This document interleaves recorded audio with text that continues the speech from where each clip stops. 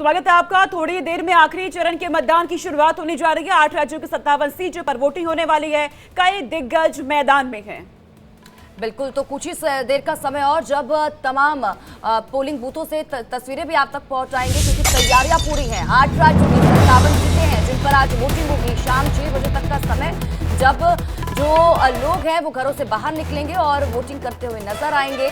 लेकिन इस बीच तमाम जगहों की तस्वीरें और समीकरण भी लगातार आपको बता रहे हैं, क्योंकि तमाम जगहों से रिपोर्टर्स हमारे साथ लाइव जुड़े हुए हैं और ये भी बता रहे हैं कि इस बार कितनी कांटे की टक्कर वहां पर राज्य में सीटों पर देखने को मिल रही है। जिन जिन सीटों पर आज मतदान होगा, 7 बजे से मतदान शुरू हो जाएगा। उससे पहले की तस्वीरें आपको दिखा रहे हैं किस तरह की तैयारियां पोलिंग पार्टियों की तरफ से पोलिंग बूथों पर की गई है। तो तमाम रिपोर्टर्स हमारे साथ जुड़े हुए हैं। अमित है चंडीगढ़ से, वो हमारे साथ जुड़े हुए हैं। शिवपूजन झा है पटना से, इसी के साथ ही संतोष हैं वाराणसी से हमारे साथ जुड़े हुए हैं। अमित, आपके पास आऊंगी। अमित, अगर हम पंजाब की बात करते हैं, क्योंकि एक समय था जब बीजेपी सिर्फ 3 सीटों पर चुनाव लड़ती थी, लेकिन इस बार तो देखिए अब जो गठबंधन था वो टूटा और उसके बाद तमाम जो सीटें हैं उनके ऊपर बीजेपी ने अपने कैंडिडेट्स को उतार दिया। तो इस बार कितने समीकरण बीजेपी के लिए बदलते हुए नजर आ रहे हैं? देखिए, जिस तरह से बीजेपी के दिग्गज नेता लगातार रैलीज कर रहे हैं और जिस तरह से बीजेपी का वोट प्रतिशत बढ़ा है, तो वहां पर बीजेपी को काफी होप है। हालांकि मैं आपको बता दूं कि पंजाब में किसी की भी सरकार बनी है, चाहे वो विधानसभा के चुनाव हो, चाहे वो लोकसभा में किसी के साथ खड़े होने की बात हो, तो बीजेपी का साथ बहुत इंपॉर्टेंट है। तो वो बीजेपी का वोट शेयर है, इसीलिए बीजेपी का साथ लोग चाहते हैं। अगर मैं बात करूं कि जब जितने भी चुनाव बीजेपी ने किसी पार्टी के साथ लड़े, चाहे वो विधानसभा की बात करें, चाहे वो लोकसभा की बात करें, तब भाजपा ने जो है वो काफी सपोर्ट किया उन पार्टीज को। भाजपा का एक बड़ा नंबर है अभी वोट शेयर का, और जो लगातार बढ़ता जा रहा है। चाहे वो लुधियाना की अगर हम बात करें, चाहे वो पठानकोट गुरदासपुर की अगर हम बात करें, चाहे वो होशियारपुर की बात करें, चाहे जालंधर की बात करें, तो काफी सारी ऐसी सीटें हैं जहां पर भाजपा का काफी बड़ा रोल रहेगा। और उसी को देखते हुए इस बार जो है सुनील जाखड़ की प्रधानगी में पूरी पार्टी को उतारा गया है। और आप देखिए कि प्रधानमंत्री नरेंद्र मोदी, योगी आदित्यनाथ, सीएम योगी आदित्यनाथ, उनकी काफी सारी रैलीज हुई हैं और भी बड़े दिग्गज नेता आए हैं। जेपी नड्डा भी यहां पर पहुंचे हैं।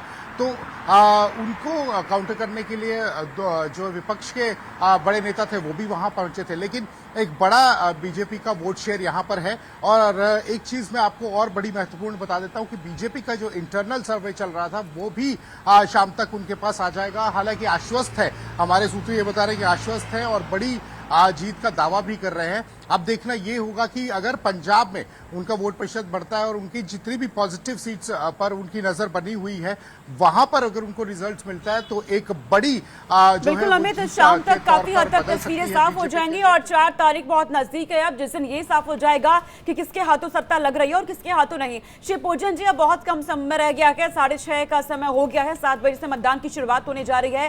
क्या मतदाता घर से निकलने शुरू हो गए हैं? क्योंकि कोशिश रहती है लोगों की कि सुबह सवेरे पहुंचकर हम अपना वोट कास्ट करते। गर्मी का भी यहां प्रकोप क्योंकि देखने को मिल रहा है। पिछले 6 चरण में हमने देखा कि सुबह के वक्त जो है खास करके मतदाताओं में उत्साह होता है और इस वजह से सुबह ही नाश्ता के पहले वो मतदान केंद्र पर पहुंच जाते हैं। लेकिन इन सब के बावजूद चूंकि दोपहर में बहुत ज़्यादा प्रचंड गर्मी हो जाती है और अभी तो बिहार की ये स्थिति थी कि कई ऐसे इलाके हैं जहां पर 48 डिग्री तक पारा चला गया था। खास करके मैं औरंगाबाद का जिक्र करूं तो, और ऐसे में कोशिश यही करते हैं वोटर कि वो घर से बाहर ना निकले। बहुत सारे लोगों की यहाँ पर मौत हो चुकी है बिहार में।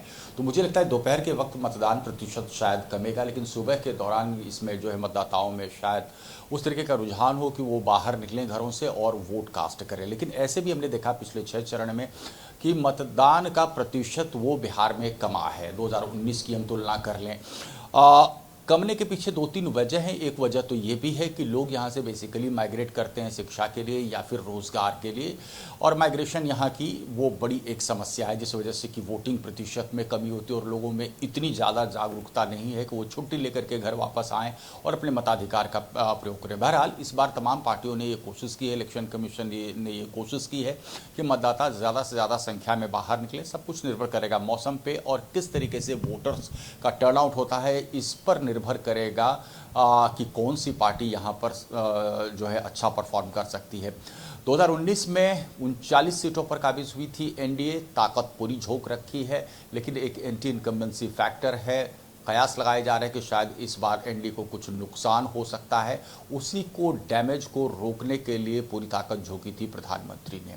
देखते हैं वोटर टर्नआउट क्या होता है। हम तो उम्मीद कर सकते हैं कि जो एफर्ट डाले गए हैं इलेक्शन कमीशन की तरफ से या तमाम पॉलिटिकल पार्टी की तरफ से, बार बार अपील की गई है कि मतदाताओं को घर से बाहर निकलना चाहिए, तो शायद कुछ मतदान प्रतिशत में इजाफा देखने को मिल सकता है। ठीक है शिव पूजन जी, लौटेंगे आपके पास। संतोष का रुख कर लेते हैं, वाराणसी से हमारे साथ लगातार लाइव जुड़े हैं। संतोष, जब हम सीट की बात करते हैं, क्योंकि बीजेपी तो लगातार ये दावा कर रही है कि अब जीत उनकी ही होगी, चाहे हम 2014 की बात करें, 2019 की बात करें, बीजेपी का मकसद यही है कि जीत तो उसे मिलेगी ही, लेकिन रेशो जो है वो बढ़ा सके, जीत का जो मार्जिन है उसको और बड़ा कर सके, एक नया कीर्तिमान यहाँ पर गढ़ा जा सके बीजेपी की तरफ से। दूसरी तरफ देखिए, पिछली बार की अगर हम बात करें तो सपा और बसपा गठबंधन में थे, लेकिन ये गठबंधन अब अलग हो चुका है। इस बार सपा और कांग्रेस साथ में चुनाव लड़ रहे हैं, तो कितनी चीजें अब बीजेपी के लिए इस बार बदल जाती हैं? देखिए, यदि सीटों की बात की जाए या परसेंटेज की बात की जाए, वोट परसेंटेज की, तो समझा जा सकता है कि इस बार सपा के साथ गठबंधन है जिसमें कांग्रेस है और दूसरी पार्टियां हैं। बसपा अलग चुनाव लड़ रही है, मुस्लिम कैंडिडेट है, और मोदी प्रधानमंत्री जो हैं और बीजेपी कैंडिडेट हैं। तो समझा जा सकता है कि ये त्रिकोणीय संघर्ष है, और इस त्रिकोणीय संघर्ष में जो बीजेपी का प्रयास है वो एक रिकॉर्ड मत बनाने का है। लेकिन दूसरी ओर यदि देखा जाए तो जो मौसम की मार है, 47 डिग्री लगातार बनी हुई है। ये अलग बात है कि आज सुबह सवेरे थोड़ा सा हवा ने रुख अपना बदला है, हवा चल रही है, तो अनुमान यह है कि आज की डिग्री निश्चित तौर पे कम होगी। और यदि वोट परसेंटेज बढ़ा, हालांकि बनारस में अभी तक सर्वाधिक वोट परसेंटेज 63% रहा है, वो भी 2 साल रहे हैं, बाकी के दिनों में 52 और 53% रहे हैं। तो मान के चला जाए कि यदि 60% पे बनारस पहुंचता है तो निश्चित तौर पर बीजेपी को एक बड़ी सफलता मिलेगी, एक बड़ी जीत मिलेगी। लेकिन इसके साथ एक शर्त ये लगता है कि निश्चित तौर पे यदि मौसम मेहरबान हुआ तो ऐसा संभव होगा, क्योंकि जो पिछले चुनाव है, दूसरी जगहों का चुनाव है, वो निश्चित तौर पे गर्मी के कारण, हीट वेव के कारण या फिर तपते हुए सूर्य के कारण न केवल वोट परसेंटेज कम हुए बल्कि वो चिंता का एक विषय भी बना। अलग है कि मतदान केंद्रों पे तमाम व्यवस्थाएं की गई हैं, चाहे वो पानी की हो, चाहे वो छाया के लिए हो, या फिर लोगों को ले आने और ले जाने के लिए हो। बावजूद इसके सबसे बड़ी जो समस्या सामने आएगी वो ये कि क्या लोग घर से निकलेंगे। बावजूद उसके यदि देखा जाए तो 10 बजे का समय, 7 बजे से लेकर 10 बजे का समय, 3 घंटे बम्पर वोटिंग होने की उम्मीद है, और इसके बाद दोपहर में भी छिटपुट वोटिंग के बाद एक बार फिर से मतदाताओं की भीड़ शाम को लगेगी। संतोष, मैं आपके पास लौट रही हूँ पंजाब में, क्योंकि 13 सीटों पर मतदान डाली जानी है। अमित, जब यहाँ पर बात हम करें कि मतदान को लेकर के चुनाव आयोग की ओर से तैयारियों को लेकर, तो किस तरह से आपने तैयारियां देखी है? गर्मी का सीजन है, ऐसे में मतदाता ताकि मतदान केंद्र तक पहुंचे, क्या तैयारियां आपने देखी? देखिए, पूरा अरेंजमेंट एडमिनिस्ट्रेशन की तरफ से किया गया। हालांकि चंडीगढ़ में ज़्यादा दिक्कतें नहीं आएंगी। पंजाब के जो इलाके हैं उनमें भी जो है वो ज़्यादा दिक्कतें आनी नहीं चाहिए, क्योंकि जिस तरह से इंटरनेशनल बॉर्डर्स पे लगी हुई स्टेट है तो काफ़ी सारे कड़े इंतजाम किए गए हैं।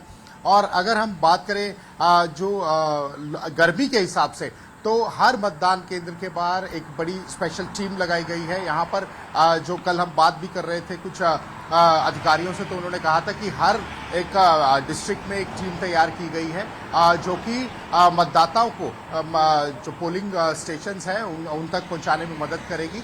और वहाँ पर पूरे इंतजाम किए, चाहे वो पानी की बात हो। और पंजाब तो वैसे ही फेमस है कि अलग अलग जगह पर लोग, जब इस तरह की स्थिति आती है, पंजाब में लगातार छबीलें लगती हैं, लंगर लगते हैं, तो यहाँ पर वैसी स्थिति देखने को मिलेगी। कई ऐसी ऑर्गेनाइजेशन है जो चाहती थी लगाना, लेकिन इस समय पोलिंग का जो है दौर है, तो उसमें एडमिनिस्ट्रेशन के हिसाब से ही सारा काम करना पड़ेगा। हालांकि एडमिनिस्ट्रेशन भी तैयार है। पंजाब में जिस तरह से इस बार कड़ा मुकाबला है, बहुकोणीय मुकाबला है, तो वहां पर एक बड़ा उत्साह देखने को मिलेगा। उम्मीद है कि पंजाब में वोटिंग जो रेशियो है वो बढ़ेगा इस बार, क्योंकि पंजाब लगातार खबरों में छाया रहा, हमारे चैनल पे छाया रहा, तो वो महत्वपूर्ण चीजें हैं और लोग इस बार बढ़ चढ़कर जो है वो इसमें हिस्सा लेंगे, ऐसा दावा किया जा रहा है। एडमिनिस्ट्रेशन ने भी काफी सारे कैंपेन्स किए हैं और उन्होंने इंतजाम भी किए कि अगर कोई ऐसी जो मतदाता नहीं पहुंच पाता तो उनके लिए स्पेशल अरेंजमेंट्स किए गए हैं। हर डिस्ट्रिक्ट वाइज जो है वो टीम बनाई गई है और मैं इस समय ये सबसे बड़ा पर्व है पंजाब के लिए, क्योंकि अब आने वाले दिनों में हमको बिजली का बिल नहीं देना पड़ेगा। ये जनता को भरोसा हो गया है, महिलाओं को ये भरोसा हो गया है कि 33% आरक्षण जो लोकसभा राज्यसभा से पास हुआ है वो आने वाले दिनों में कानून का रूप ले लेगा। इस पे महिलाओं को भरोसा हो गया है, नौजवानों को इस बात का भरोसा हो गया है कि मोदी जी के राज में आने वाले दिनों में नई शिक्षा नीति कक्षा 6 से रोजगार परक शिक्षा लागू हो जाएगी। इस पे भरोसा है। महिलाओं को 3 करोड़ महिलाओं को लखपति दीदी बनाने का जो 24 के बाद माननीय प्रधानमंत्री नरेंद्र मोदी जी ने लक्ष्य रखा है कि 3 करोड़ महिलाओं को हम लखपति दीदी बनाएंगे, इस पे महिलाओं को भरोसा है।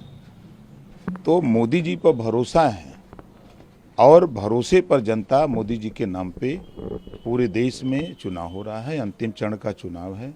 हम तो गांव-गांव जाके देख रहे हैं, लोगों को ये विश्वास है कि जो काम 500 साल में नहीं हुआ उस काम को मोदी जी ने 10 साल के अंदर भगवान राम का मंदिर, भव्य मंदिर बनवा दिया है। आप भी मतदान करने जा रहे हैं, क्या अपील करेंगे जनता से मतदान को लेकर? जनता से हम यही अपील करेंगे कि एक भी वोट छूटने न पावे। बाबा साहब डॉक्टर अम्बेडकर जी ने बड़ी मेहनत से ये हमको आपको वोट देने का अधिकार दिया है और ये वोट आपके भविष्य, आपके विकास, आपके बच्चों के भविष्य निर्भर करता है। और घर से निकल करके हम सभी मतदाताओं से, जो 7वें चरण के देश के मतदाता या पूर्वांचल के, यूपी के पूर्वांचल के जो 13 सीटों के चुनाव बाकी हैं, उन सीटों पर हम मतदाताओं से कहूँगा कि घर से सुबह निकल करके बूथ पर जा करके मतदान करें, अपने मताधिकार का प्रयोग करें। अच्छा, आखिरी चरण का मतदान है, उसी बीच कांग्रेस के मल्लिकार्जुन खड़गे ने कहा है कि उनकी प्रधानमंत्री को लेकर पसंद राहुल गांधी है। देखिए, उनकी पार्टी है, उनकी पार्टी के वो नेता हैं, तो वो भाई वो हमको और हमारे नेता को थोड़े मानेंगे, वो तो मानेंगे उन्हीं को ना, उनकी पार्टी का मामला है। लेकिन हम लोगों ने बहुत पहले ही एनडीए गठबंधन ने तय कर लिया है कि हमारे देश के प्रधानमंत्री माननीय नरेंद्र मोदी जी बनेंगे। और आप देखिएगा ना, 4 जून को जब गिनती होगी तो 4 बजे आप ही लोगों की स्क्रीन पर 400 पार का रिजल्ट आएगा। इंडिया ब्लॉक ने आज मीटिंग बुलाई है जिसमें वो 4 तारीख के बाद के जो कोर्स ऑफ एक्शन क्या करनी, कैसे कार्यप्रणाली होगी, उसको डिस्कस करेंगे। वो विदेश जाने की तैयारी करेंगे आज। ठीक है सर। सर, एक बड़ा विवाद हो रहा है, जो प्रधानमंत्री कन्याकुमारी गए हैं, उसको लेकर भी विपक्ष लगातार निशाना साधा। विपक्ष के पास कोई काम नहीं है। तो देखिए, इस वक्त ओम प्रकाश राजभर को आपने सुना। अब आप जेपी नड्डा की तस्वीरें आप देख रहे हैं, पूजा अर्चना करने के लिए वो पहुंचे हुए हैं। आज 7वें और आखिरी चरण के लिए मतदान होने जा रहा है। बेहद दिलचस्प इस चरण का मुकाबला हो गया है और जेपी नड्डा आपको नजर आ रहे हैं, परिवार के साथ पूजा अर्चना करने के लिए जा रहे हैं।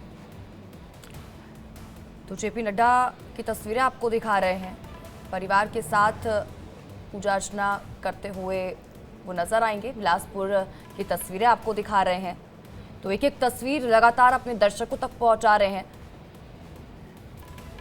तो कुछ ही देर में मतदान की शुरुआत भी हो जाएगी। 7 बजे से वोटिंग की शुरुआत हो जाएगी और क्या कुछ तस्वीरें उसको लेकर भी सामने निकल कर आ रही है। एक एक अपडेट अपने दर्शकों तक पहुंचा रहे हैं। तस्वीर आपके सामने है, बीजेपी के राष्ट्रीय अध्यक्ष हैं जेपी नड्डा। आशीर्वाद लिया जा रहा है जीत का। बीते दिन में तस्वीरें सामने आई थी, बीजेपी के तमाम दिग्गज नेता मंदिरों में पहुंचे थे, पूजा अर्चना की जा रही थी। एक और पीएम नरेंद्र मोदी जो साधना में लीन है और जेपी नड्डा की ये तस्वीरें आपके सामने हैं। मंदिर पहुंचकर सुबह सवेरे 7 बजे से मतदान की शुरुआत होने वाली है और उससे पहले ही जेपी नड्डा मंदिर पहुंचे हुए हैं और उनकी ओर से पूजा अर्चना यहां पर की जानी है। आशीर्वाद जीत का लिया जाएगा क्योंकि इसी चरण में वो सीट भी शामिल है जहां से खुद पीएम नरेंद्र मोदी मैदान में है। वाराणसी सीट, बनारस की सीट, जहां से दावा है कि एक बार फिर से पीएम नरेंद्र मोदी जीतेंगे। हैट्रिक की उम्मीद यहां से भाजपा को है और उससे पहले ही जेपी नड्डा मंदिर में पहुंचे हुए हैं। पूजा अर्चना यहां की जा रही है पीएम नरेंद्र मोदी, क्योंकि लगातार तीसरी बार इसी अपनी वीआईपी हाई प्रोफाइल सीट से एक बार फिर मैदान में उतरे हुए हैं। ताबड़तोड़ प्रचार वहां पे भी किया गया, लोगों के बीच वो पहुंचते हैं तो लोगों में भी अलग उत्साह हालांकि उन्हें लेकर बना होता है, लेकिन उनके सामने अजय राय है जो उन्हें चुनौती दे रहे हैं। 4 जून को साफ हो जाएगा सीट पर क्या होगा। उससे पहले बीजेपी के तमाम नेताओं की तस्वीरें सामने आ रही हैं। जेपी नड्डा की ये तस्वीरें हैं, सुबह सवेरे मतदान से पहले ही वो मंदिर पहुंचे हुए हैं। तस्वीरें लगातार सामने आ रही हैं और ये राघव चड्ढा की तस्वीरें इस वक्त सामने आ गई हैं। मतदान से पहले एक एक करके तमाम नेताओं की तस्वीरें भी सामने आ रही हैं।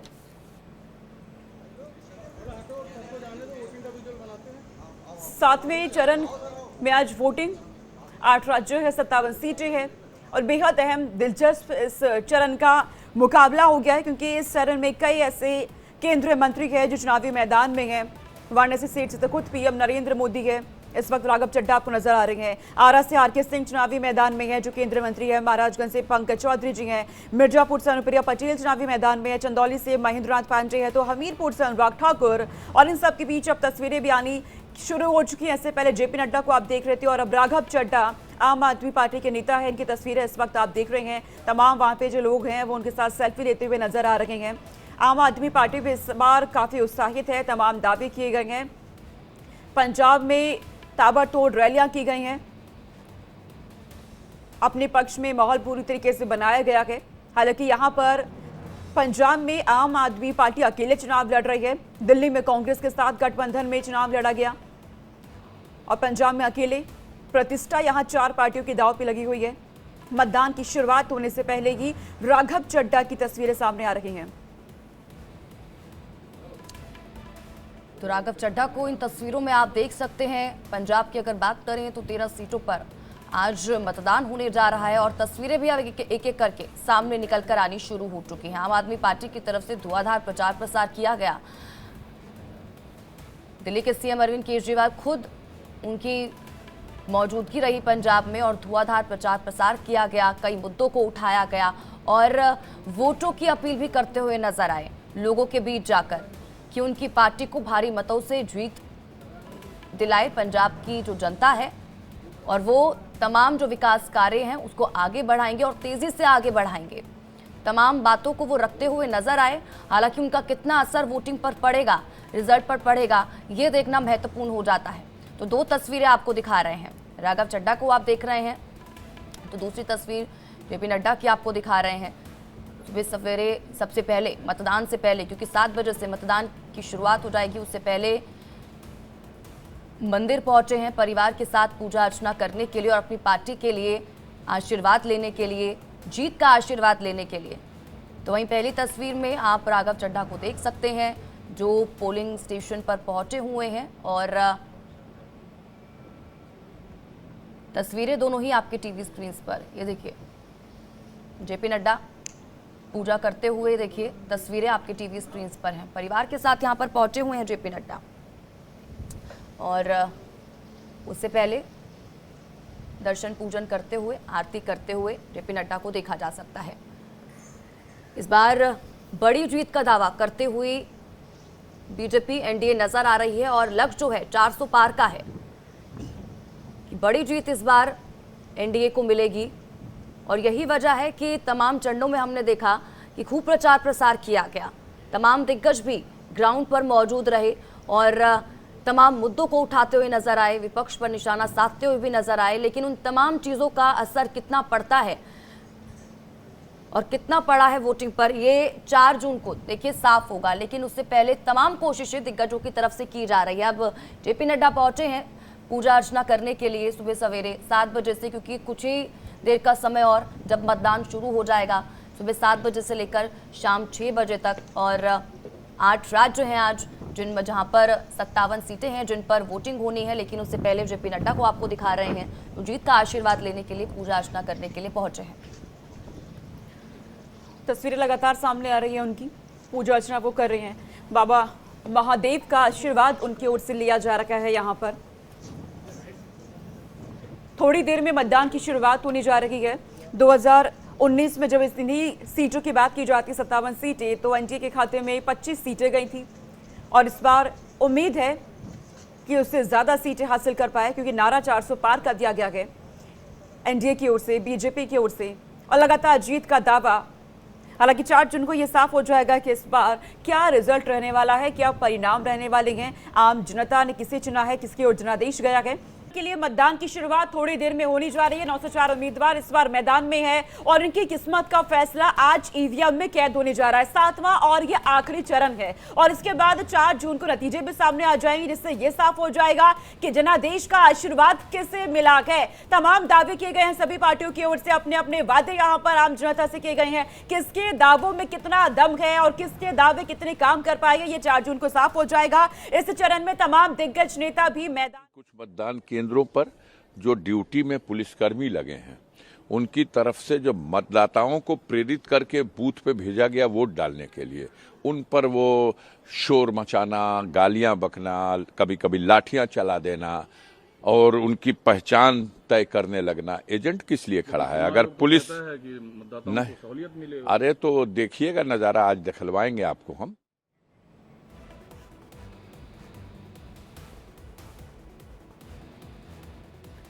और ये तस्वीर आपके सामने जेपी नड्डा की मंदिर पहुंचे हुए हैं, पूजा अर्चना उनकी ओर से की जा रही है। 8 राज्यों की 57 सीटों पर वोटिंग की शुरुआत बस कुछ ही मिनट में होने जा रही है। बहुत कम समय बचा हुआ है, 7 बजे से मतदान की शुरुआत हो जाएगी। और उससे पहले जेपी नड्डा की ये तस्वीरें सामने आई हैं, जो इस वक्त मंदिर में है। पूजा अर्चना उनकी ओर से किया जा रहा है। जीत का आशीर्वाद यहाँ पे लिया जाएगा। ये 7वां चरण है, आखिरी चरण है, बेहद अहम हो जाता है। आज शाम तक काफी हद तक तस्वीरें भी साफ हो जाएंगी और 4 जून की वो तारीख जब पूरी पिक्चर ही क्लियर हो जाएगी।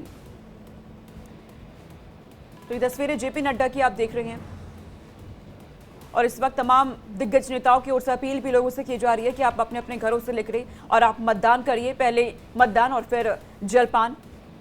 इस चरण में तमाम दिग्गज नेता मैदान में हैं। पीएम नरेंद्र मोदी खुद मैदान में है, रवि किशन है, अनुराग ठाकुर हैं, अभिषेक बनर्जी, अफजाल अंसारी, कंगना रनौत, मनीष तिवारी, ये वो नाम है जिन पर नजरें सभी की बनी हुई है। पवन सिंह भी, जिन्हें भाजपा ने निष्कासित किया था पार्टी से क्योंकि वो निर्दलीय काराकाट सीट से मैदान में उतर गए थे। चरणजीत सिंह चन्नी मैदान में है, मीसा भारती है, रविशंकर प्रसाद, इन पर भी नजरें बनी हुई हैं, हरसिमरत कौर बादल, ये हस्तियां जिनकी किस्मत का फैसला आज ईवीएम में कैद होने जा रहा है। और उससे पहले तमाम नेताओं की ओर से मंदिर में पूजा अर्चना करने की तस्वीरें भी सामने आ रही हैं और मतदान की शुरुआत थोड़ी देर में होगी, बहुत कम समय बचा हुआ है। तो तमाम तस्वीरें लगातार हम आप तक पहुंचा रहे हैं। शिव पूजन झा हमारे संवाददाता हमारे साथ लगातार लाइव बने हुए हैं, पटना से सीधा रुख उनका करेंगे। शिव पूजन, जब पटना की बात आती है, देखिए इससे पहले आप मुद्दों की बात कर रहे थे, चाहे हम लालू यादव के परिवार पर परिवारवाद का मुद्दा हो, वो लगातार हावी रहा, वो लगातार उठाया गया। दूसरी तरफ चाहे हम बात करें नीतीश कुमार की, चाहे दल बदल की बात यहाँ पर नजर आई। लेकिन इस बीच जब आप लोगों के बीच जाते हैं, उनके मन को टटोलते हैं, तो किन किन चीजों का जिक्र आपके सामने होता है? क्योंकि लोग तो सब देख रहे हैं, जनता सब देख रही है, कौन कौन से मुद्दे हैं, क्या कुछ राजनीति चल रही है। इस बीच साइलेंट वोटर्स की जब हम बात आते हैं, हर बार कहीं ना कहीं वो खेल बिगाड़ने का काम भी करते हैं साइलेंट वोटर्स। उनकी अगर बात करें तो क्या आप समझ पाए? देखिए, एक चीज़ तो साफ है कि पॉलिटिकली बहुत ही सेंसिटिव स्टेट है। एक्सपेरिमेंट्स बिहार से ही होते हैं और सक्सेसफुल एक्सपेरिमेंट्स होते हैं। जेपी आंदोलन का हम जिक्र कर लें, एक बार फिर से कोशिश हुई थी बिहार में ही आज से चंद महीने पहले, जिसमें कि नीतीश कुमार ने अहम भूमिका निभाई थी। इंडिया गठबंधन की नींव रखी गई थी यहाँ पर। फर्स्ट मीटिंग यहाँ पर हुई थी और क्या कहते हैं, एक ब्लूप्रिंट तैयार किया गया था। लेकिन मुझे लगता है कि वो जो एफर्ट था उसे कहीं ना कहीं कांग्रेस ने हाईजैक किया। कांग्रेस ज़रूरत से ज़्यादा आत्मविश्वास में डूबी हुई थी। उसे भरोसा था कि जो 4 राज्यों में विधानसभा के चुनाव हुए उसमें से कम 3 में वो जीत दर्ज कर लेगी और कहीं ना कहीं जो बाकी क्षेत्रीय पार्टियां हैं उसके साथ बेहतर बार्गेनिंग क्षमता में होगी। लेकिन एक के बाद एक, ममता बनर्जी का जिक्र कर लें, नीतीश कुमार का हम जिक्र कर लें, तमाम साथी बिछड़ते चले गए और इंडिया गठबंधन ब्लॉक में कांग्रेस और राजद को छोड़ के यहाँ पर लेफ्ट पार्टी, उनकी मजबूरी है, बाकी कोई बचा नहीं। सिर्फ वीआईपी ने बाद में ज्वाइन किया क्योंकि उसे एनडीए में कहीं पर जगह नहीं मिली। हमने देखा था कि इसी दौरान पप्पू यादव ने अपनी पार्टी का विलय कांग्रेस में कर दिया और कांग्रेस में विलय करने के बावजूद वो एज एन इंडिपेंडेंट पूर्णिया से चुनावी मैदान में उतर गए, जो लालू परिवार को रास नहीं आया। लालू की तरफ से अपील भी की गई थी कि राहुल गांधी को आना चाहिए, कैंपेन करना चाहिए और पप्पू यादव के खिलाफ सख्त कार्रवाई करनी चाहिए। लेकिन कांग्रेस ने पप्पू यादव के खिलाफ कहीं कोई कार्रवाई नहीं की, वैसी ही कार्रवाई जैसे भाजपा ने पवन सिंह के खिलाफ किया।